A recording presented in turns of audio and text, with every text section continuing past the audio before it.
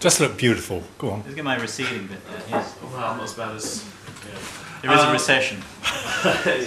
Don't make me laugh.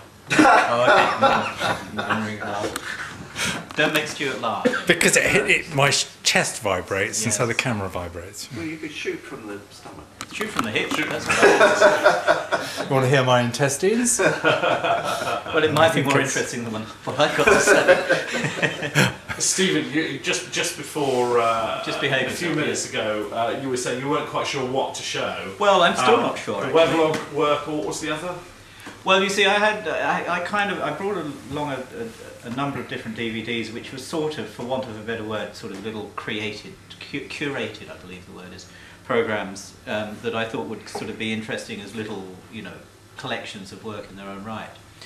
But I think what I'm going to show is what I originally intended to show, which is something a little bit different, both in terms of what we've been talking about, but also in terms of, in some ways, my own kind of practice, because for a number of years, specifically from around about 2005, and this little collection of works spans the years 2005 to 2008, I kept a video blog, and it was sort of, it started as a sort of opportunity for me to do something that was outside of my regular work, because I was working on quite a lot of videos and so on.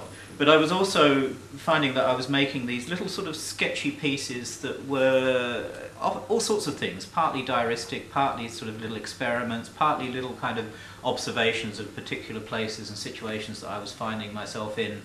And so I started publishing them as a video blog and putting them online, and the video blog was, and still is, because I still keep it up, although I'm not nearly as prolific as I was for a while, was called Direct Language, which was a kind of way of trying to reflect the sort of process of responding directly to particular situations and experimenting with them and so on. So they're all quite different and discrete short pieces of work in their own right, but a few years ago I decided to sort of close and archive that particular version of the video blog, and as part of that process I put a number of the pieces that I'd made for the video blog together as one kind of little program, which is what I'm going to show now. So it's 30 minutes, it's made up of a number of very short, relatively short pieces that, as I said, are various kind of little experiments. I kind of like the way it works as a program. It's not a narrative program, it doesn't sort of go from one point to another, it's a lot of discrete sections, but I think it has a kind of overall shape, I guess, that's the only way I can put it. So I'd just like to show it all the way through, so it's around about 30 minutes, and they are more or less in chronological order, in the chronological order that I made them as well. I mean, there were a lot more videos than what I'm actually showing in this, but it would come to a lot more than 30 minutes, and that would try the patience of anybody, so I think this will probably do the trick. May I just ask, before we start with that, would you like to say a few words about some of the ideas that underline the films? Because I thought it was very interesting when Philip actually described some of the ways of working and sort of concepts behind the work. I thought that brought them, I thought that allowed one to appreciate them on another level. Would you like to speak very, very briefly on your methodology? Well, it would be hard to speak briefly, because as I said, there's a number of fairly short pieces, but I know it's an unfair question, but well, if there is a methodology that unites the work, is that they were all made very quickly, and as a result some of them are quite sketchy. Most of them in one way or another are sort of studies, if you like, of particular places and particular situations, often using fairly rhythmical editing techniques. So to take a situation that I might have witnessed and to turn it into something else, there's a kind of, I guess, a sort of transformative process going on in the work. But to talk about each of them discreetly would Oh, no, take a hell of a long time. I'm not suggesting that, but just broad strokes. I mean, I think probably what I've just said, but I think possibly the best thing would be to show them and then to see if there are any questions afterwards about any of the particular pieces. But they're very much me kind of responding immediately to situations that I happen to be in. Right. Let's just show them. Let's show the work. Okay. I hope you enjoy it. And I'm sure we will. Thank you, Stuart. That's great. Everyday kind of activity. I mean, the last piece, for example, was simply that was a square in Soho, and these two girls were doing this incredible dance routine. I mean, they were incredibly well choreographed, and they had a ghetto blast that they were playing some music on. But I was listening to something on my iPod, so I couldn't hear what they were playing. But it was, it was as though it was choreographed to the music that I was listening to. So I got out, at the time I didn't have a video camera on me, just had a kind of cheap telephone that shot that video, and then just put the two together. So it was very much a reflection of that particular situation. And the others, a lot of the other pieces where I'm sort of creating repetition and repeated images and rhythm. I mean, I think that there's a sort of musical underpinning to most of it in one way or another, apart from those pieces like the description of the hotel room where I'm clearly in that situation. I had a really bad cold when I recorded that, and I was trying to get through the description, and each time I cocked up, I started again at the beginning. So that wasn't actually an affectation, you genuinely couldn't get? I'd say, oh shit, that doesn't start again, and I was just, that's exactly, and I thought, well, the video lasts for as long as it takes me to get this right, but I leave in the mistakes as well, and then at the end there's the little joke of turning the light on and there's the room. So it's that, that was my process with making these things. I'd come home from a day out with some stuff that I just happened to shoot, whether it was out in a landscape or wherever it was, and then make that into a little video. And I think the nature of video blogging means that one can work in that way, because it's kind of immediate. It goes online, you make it. It's like a little sketch or a little piece of music, or perhaps one could make analogies with sort of poetry or something like that. But it's just small, self-contained ideas. And I enjoyed doing it. I should do it again. Yeah. I think it's sort of I should carry on. I mean, I still do occasionally post videos to a video blog, but during that period, which represents sort of roughly a 3-year period, it was a much more intense kind of activity. I would post at least one video a week or so, sometimes less, and sometimes more. But so yeah, that's a kind of document of that period of that particular blog, and I quite like the way it sort of hangs together in a sort of an abstract way. It seems to have a kind of shape. And looking back on it, I can see kind of recurring themes, like there's the two guys with the skateboards, and I build up that little kind of rhythm, and the guy scratching his head. And then the girls at the end doing the dance routine. There's a sort of, these are both sort of, they both happened in London. They're both kind of little urban events that one might witness in one's everyday life that become that sort of those little sketches, really. So.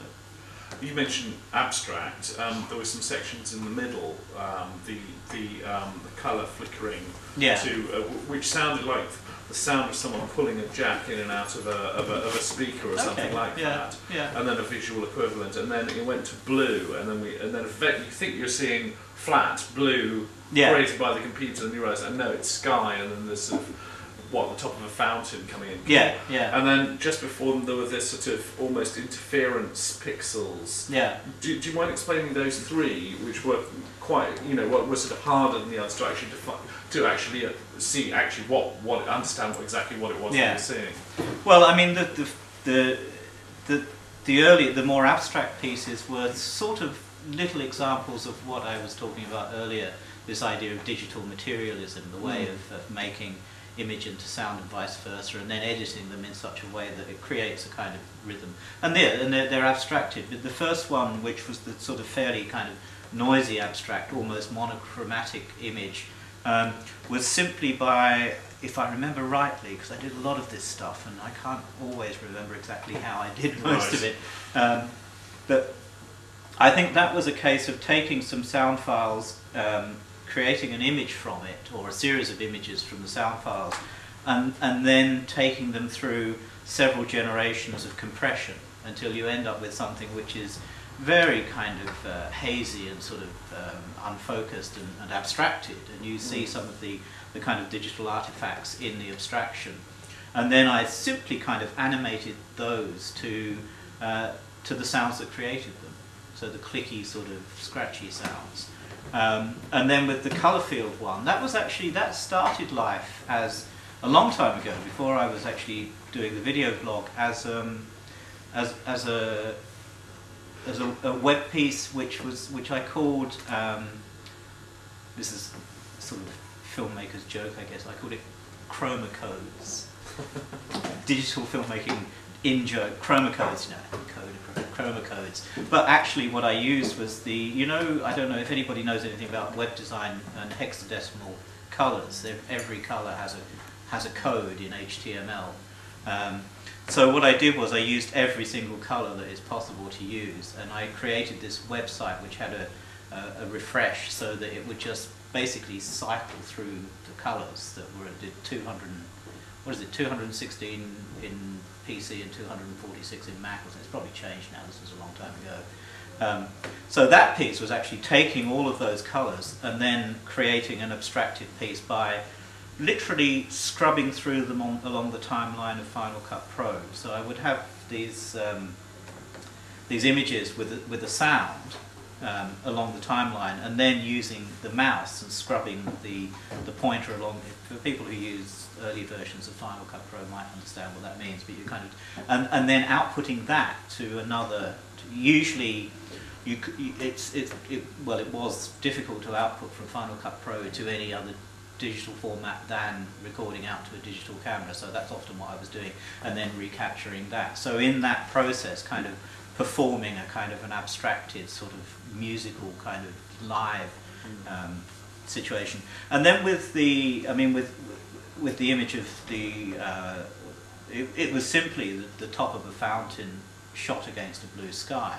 In fact, I think it was, in fact it wasn't a fountain, it was one of those where you get a pavement with kind of fountains that sort of spurt up from holes in the ground, and kids like to run through it and all that sort of thing. Stuart also makes films using these pavement fountains on the South Bank. That was the South Bank. Oh right. I'm holding a camera, for God's sake. You made a film there as well. I made a lot of films in the fountains. Yeah. I fell in the fountains once. Oh right. But when you shoot those, because you can't predict how the water's going, where it's going to come into frame. So while I was shooting, I thought, this is interesting. Every so often it will come into frame because they're spurting up from the ground, and then it will disappear. So I kind of used that, and I thought it was kind of interesting to put it after the colour field piece, because it goes to this blue, and you kind of half think that it's just a continuation of that. Yeah, well, I did. Then I thought, well, that's... Yes, it stays blue. Yeah. Yes, What's happening. Yeah, and then And I quite like that sort of way of playing with kind of, viewer expectation and juxtaposing those things in that way. So, yeah. What's going there? Right. What's going on now? Would anyone like to ask Stephen or Philip a question? Yeah.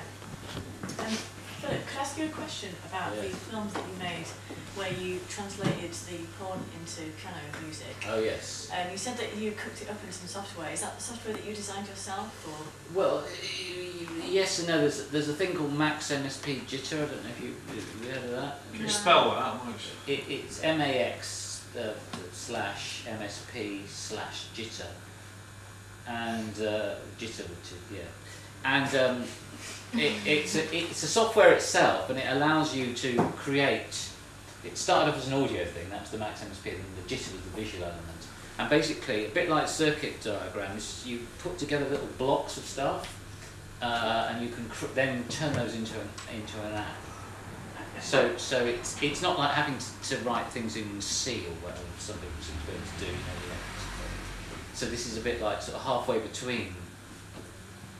But what you can normally do is that there's loads of people who know much more about it than I do, and you can kind of cobble together bits of other things. So for that one, I wanted something, and I found there's a thing called JIT Luma, and that responds to luminosity, and then you kind of faff around, and then you start to output some numbers, and you find something else that can then constrain the numbers into a key, and then you think, oh, I'll put another box on there.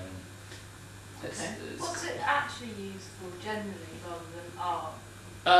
The big thing for it has been sound software. So like the Max MSP bit, loads of stuff that you hear. There's a thing called Ableton Live, and there's a Max thing for that. So loads of stuff that even stuff that you hear on the charts. In the hit parade. The top 40 countdown, yeah.